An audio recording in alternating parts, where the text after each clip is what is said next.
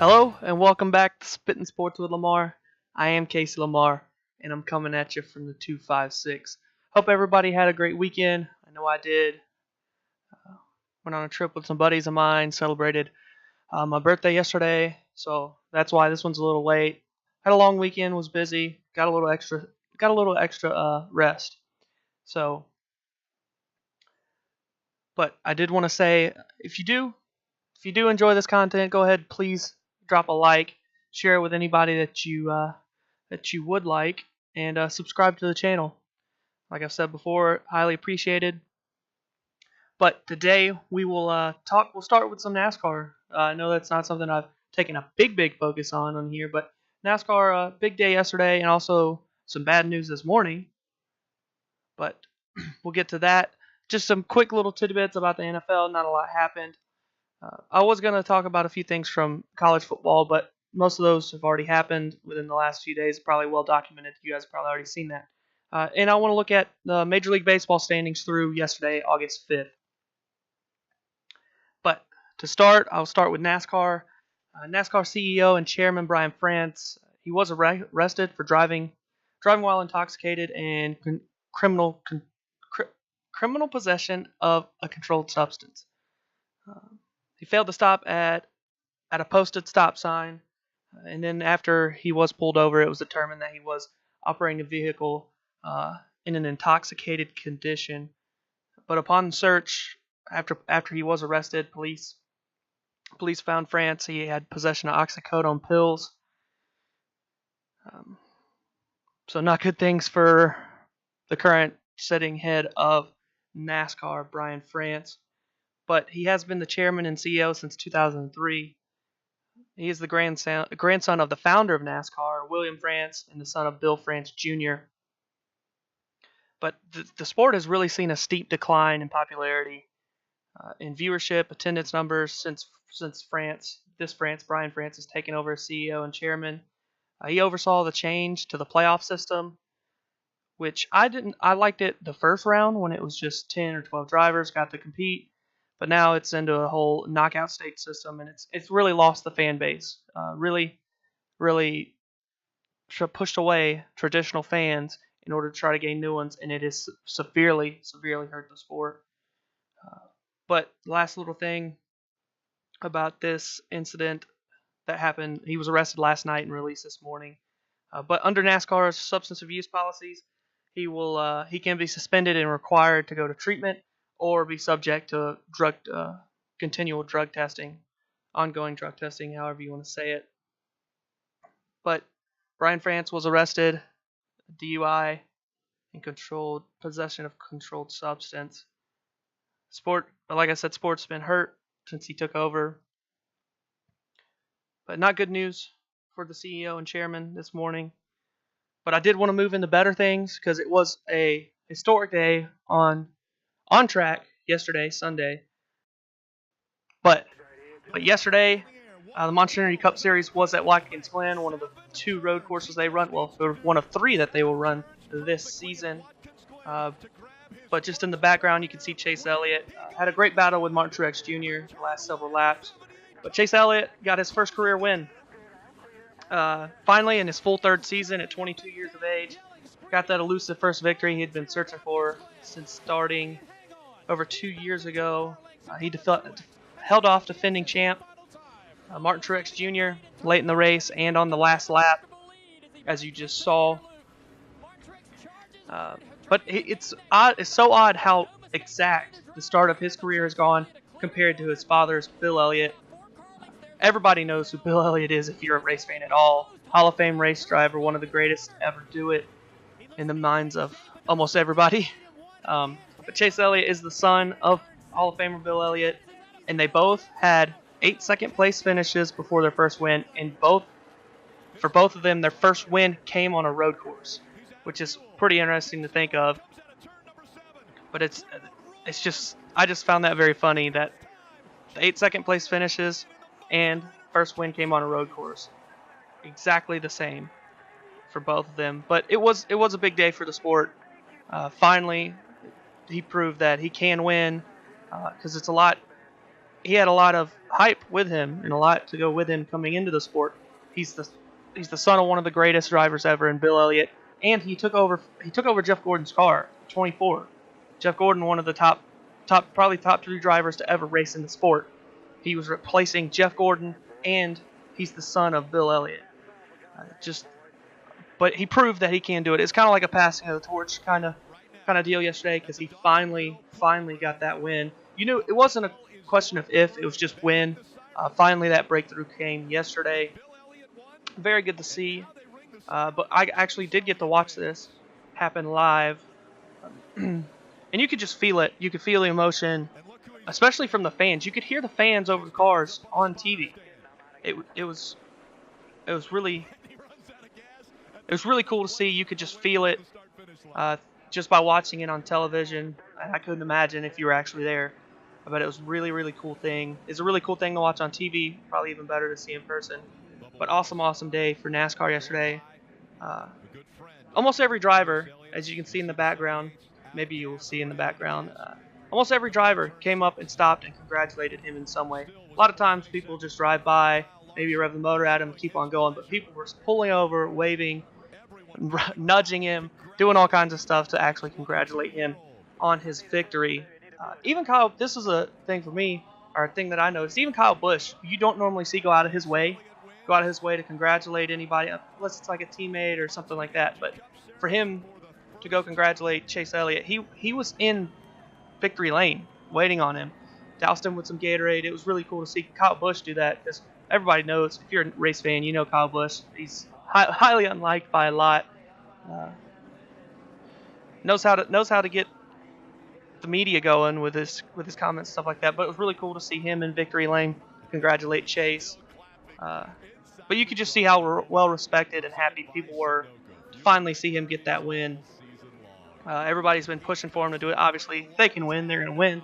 But, everybody really likes seeing that. I did too. I'm a Chase Elliott fan, so it was cool to see that. But yeah, Chase Elliott wins. Watkins win. First career win. Really cool thing to see. I really liked it. A lot of people did. But anyway, we'll move on to the NFL. Just a quick few headlines here. The Buffalo Bills acquired former first-round pick Corey Coleman from the Cleveland Browns for a 2020 second-round pick. Coleman was drafted with the 15th overall pick in 2016 by Cleveland. So it was more of, let's just move on, get rid of him. Let's just move on, start fresh without Corey Coleman.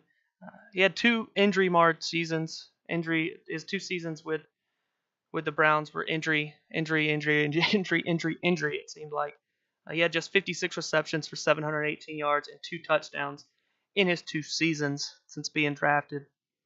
So the Browns, they were just ready to move on, let him get a new start. They'll move on with their team without him. But from first round and not even 2 years later, given away for 7th round. But like I said, just move on. You go your way, we'll go ours. Next thing, Jets rookie Sam Darnold was said he's got a fair shot to start this season. He was the number 3 pick in this year's draft, and he signed his rookie deal of 4 years and $30.2 million on July 30th. But he's competing with Josh McCown and Teddy Bridgewater for the starting job. McCown has been said by the head coach, Todd Bowles. McCown's a starter, but everybody's got a fair shake depending on how they play on the preseason. So may see a rookie in New York for the New York Jets get to start this year. But we'll just have to see how the preseason plays out. And then last thing, OBJ, Odell Beckham Jr., obviously he's looking for a new contract extension. But his agent visited with the New York Giants officials or with the team and had a face-to-face meeting, but came away without any contract deal, with no deal in place. The Giants are said to be valuing OBJ at a total average value below what Sammy Watkins got or is. And Sammy Watkins in his current contract is $16 million, which I believe is overpriced for his production. I do believe OBJ is worth more than Watkins, but I think it may be an injury concern standpoint possibly for the Giants. Obviously, you're going to try to pay as little as you can, but you obviously want that player but I think it could be an injury concern kind of situation for the Giants, more so than anything. But I do believe he is more valuable. But from an injury concern standpoint, I see why they may not. All right, I wanted to talk about baseball real quick. Just give standings in the playoff picture through August 5th. But that's the wild card in the background. But I'll go ahead and give the division leaders in those that have a chance, really have a chance to keep with them. The AL East is the Red Sox. They're really running away with the AL East now. The Yankees are 9.5 games back, and then the Rays are over 20 games back now at this point. The AL Central is still the Indians still lead the Central. They're 9 games ahead of the Twins. And the AL West is getting pretty interesting because the A's are on a tear right now. They are really lighting it up. But the Astros, they only lead the Athletics by 4 games currently in the American League West. I'll move on to the National League. National League East, the Phillies lead the Braves by 1.5 games, and they lead the Nationals by 6 games currently. The NL Central, the Cubs lead the Brewers by 1 game. And then the NL West is interesting because the Diamondbacks and Dodgers are tied for the lead in the NL West currently. The Rockies are only 2 games behind them, and the Giants are only 5 games back. So still all under a blanket. Anybody's got a chance. It's just who's going to step up and take that. The American League wild card goes as follows. The Yankees are 2.5 games up in the wild card race. The A's now hold the 5th spot. They hold the final wild card spot in the American League. The Mariners are 2.5 games back of the A's now for that last wild card spot. And then the closest, I only mention this to really give you a bearing. There's only really 3 teams in the running for the wild card spots in the American League. But the Rays are 10.5 out from the 5th position behind the A's. But it's really, and then they're the only team that's even close outside of that. It gets 12 games, I believe, 12 games. You can see it right in front of me. 12 games is the Angels, and the Twins are 13.5. So really, it's 3 teams in the running for the AL wildcard spots, and it's a totally different situation on the National League side. National League side, the Brewers currently lead the 5th spot by 1.5 games, so they currently hold the 1st wildcard spot, and the Braves currently hold the 2nd wildcard spot. And then the D-backs and Dodgers, obviously, one of them is going to win that division, or could win that division, I should say, but they're leading.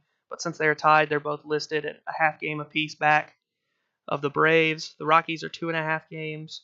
The Cardinals are 4 games back. As you can see, the Nationals are 4, the Pirates are 5, and the Giants are 5.5.